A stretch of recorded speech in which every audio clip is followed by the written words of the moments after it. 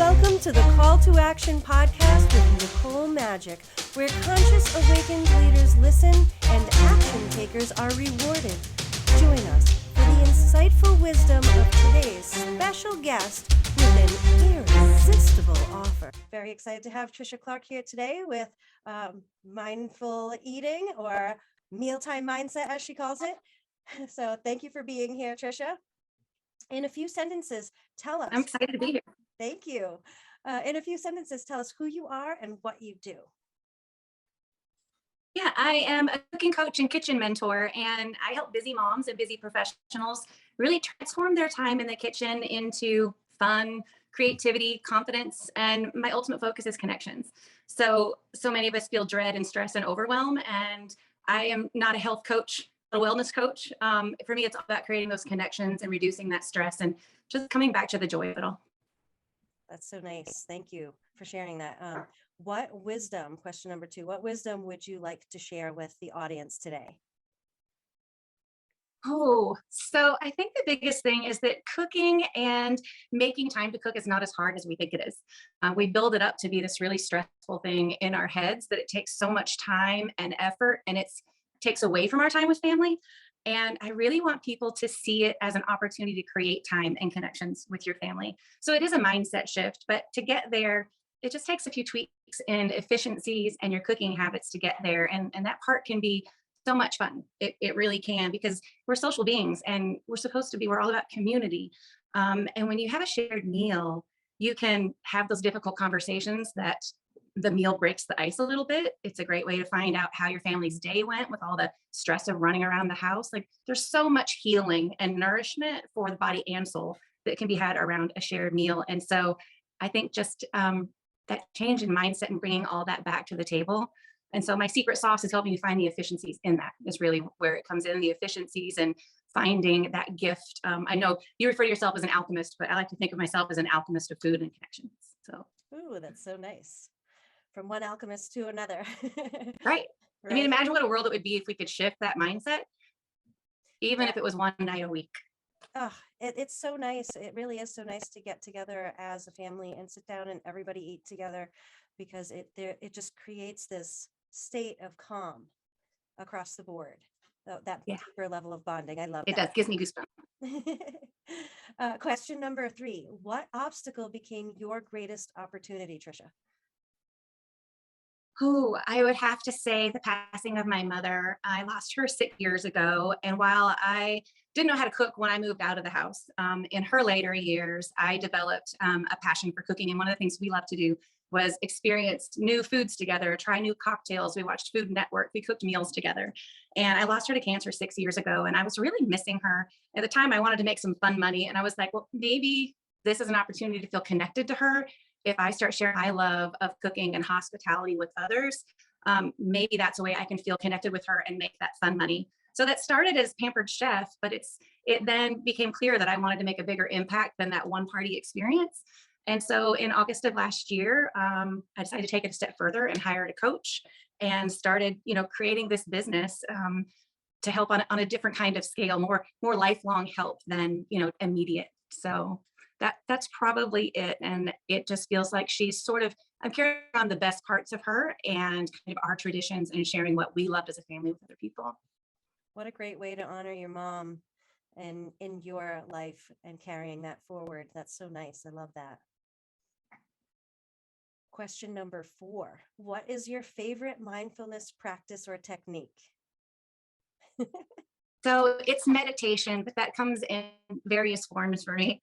It may be, I love to do my morning meditation with my soft music and the reflection, but I also find cooking meditative. That prep process is my wind down at the end of the day. But also just being out in nature with hiking or on my bike, like anything where I can be outside and just bring in a sense of peace and quiet the noise. But it all comes kind of back to that meditative state for me. I love meditation. And I actually only discovered that about a year ago. And meditation was life-changing. I had no idea. Yeah. And like no idea. So many forms of meditation that you can utilize in different situations or circumstances. So yeah, thank you for bringing that up. Whew. And now for the final fun question, number 5, what is your irresistible call to action for our action takers? So, my call to action is if you feel like you're ready to transform your mealtime and cooking experience into something that is more fun and more based on connections and creating conversation, then hop on a call with me. I'll do a 30-minute free call. We can discuss your kitchen challenges and come up with an actionable plan that works for you, and then you can decide if you want to work with me from there. But it's a great time to kind of get to the bottom of what's the block, what keeps you from getting started, and I can give you some free pointers on where to go from there. So you can find me on Instagram at Tricia's Bites of Life. Awesome. Thank you so much. We do have a couple of minutes that are left. Do you mind if I ask you something else? No, go ahead. Good. Great. So let's say somebody calls you up, right? What can they expect? What are the things that most of your clients are calling you about? Just to give an idea of what's the biggest thing that you help your clients with? Sure. So the biggest things I hear, the blocks are, I'm too busy. I don't even know where to start, right? I really hear that a lot. And then, I've even have, I think the biggest transformation I've seen is I have a client who grew up with a gourmet chef of a mother. And so she grew up thinking that cooking had to be this thing, like multiple tools, gourmet meals, multiple recipes being juggled at one time. And for her, as a busy mom and full-time employee, that was just too much to think about.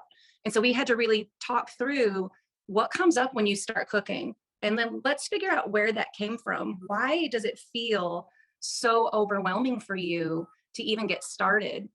And then I could really show her, here are some simple recipes that use a cutting board, a pan, and a knife, and 5 ingredients. And it's just been amazing to see how quickly that transformation happens, and how quickly she started feeling that confidence build up. So that's really where I come in, is looking at your lifestyle and what it's personally setting your goals, but then helping you break down what's keeping you from doing it. And then what do we need to do to set you up for success? Is that getting your kitchen stocked with staples? Is that helping you meal plan? Is that conquering some, I don't feel good enough, and so we need to work on some basic skills first. So those are the things that we talk through to really get to the crux of what goals do we need to set for you in this process, so that it does become something fun and enjoyable. And what I see through my clients is, even after that first week, they're like, oh, that was so not as hard as I had it made out to be in my head. And then within 2 weeks, they're saying, hey, I saw this recipe, I really want to know how to make it. Can we do that in my next lesson? And then in the lesson, Zoom, I literally cook with you step by step and walk you through every part of the recipe. And so that you're understanding terms and we're showing skills. So it's about more than here's how to execute a recipe. So those lessons cover all of that. And I think that's really where people start seeing the confidence start. That's really awesome. And that you are able to virtually be there, even when you can't be there physically, to help walk them through the different recipes. So I love that. All right. Yeah. Thank you so much. That was very insightful. And I love that you gave your process, because I think that's very important for people to understand. And it makes some things click, because even sitting here, I'm going, how many crock pot recipes do you have? Right. Right. You guys can and guess. it's so yeah, it's not a one size fits all. Everybody's different. And that's why I really stick to one-on-one coaching, because I feel very strongly that it's an individual thing, and everybody's family and style is different, and not everybody's joy in the kitchen looks the same. Like, your joy in the kitchen may never be like my joy in the kitchen, and that's okay. But I bet we can help you find some of it. Yeah, there are certain things that I love to cook, and there are certain days that I love to cook. So I get that. Yeah. All right. Well, Yeah. I'm not going to lie. I don't cook night of the week. I keep convenience foods on hand for a couple of nights a week, because there's some days that are too much. Yep. And then we have the infamous fend for yourself night at least once a week. Yes, we have those days too sometimes. And I think it's fun to be able to plan your week. Even just a little bit of planning goes a long way. Just seeing which days you do have those busy spots, or, what could come up, and just kind of planning a little extra. Sometimes I will cook 2 meals in a night just because I have the time. and then it'll go for that night and the next night. So thank you Mhm. so much for all of your Yeah, I tips. find a lot of people set Oop, I find a lot of people set unrealistic expectations on what meal planning should and is supposed to be. And again, there's not a one size fits all. Like you really have to create it so that it suits your schedule. Like buying 5 nights worth of groceries and throwing out 3 of them doesn't make anybody feel any better about cooking dinner. Then again, it becomes a chore all over again because I have to cook this food. I don't want to, but I have to. And again, now you're right back to sucking the fun out of it. yeah, absolutely. So anybody that has any comments or questions, we would really, really love to hear what your takeaway is or a question that you have for Tricia. And for everybody listening too, the details are in the comments, so you can click on her link and go and check out her stuff. So we definitely want to hear what you have to leave us for feedback, and because the best come back, interact, and let us know what you want to hear Tricia talk about next time. I'm Nicole Magic. Thank you so much. Thank you, Tricia, for being here. And I wish you all a very spectacular day. Thanks, Nicole. Thank you.